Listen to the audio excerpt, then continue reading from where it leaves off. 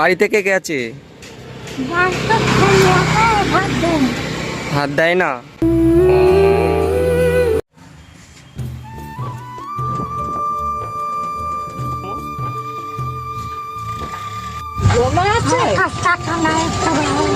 ঠিক আছে, টাকা দিতে হবে না তোমার। খাওয়া দাওয়া তো কিছু করোনি, দাঁড়াও।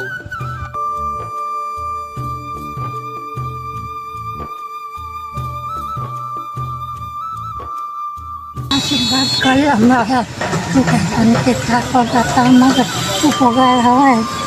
সেটি দেখেও না, ও একটা পয়সাও দেয় না, খাতেও দেয় না, তাই এখন কত দাঁত পাইনি।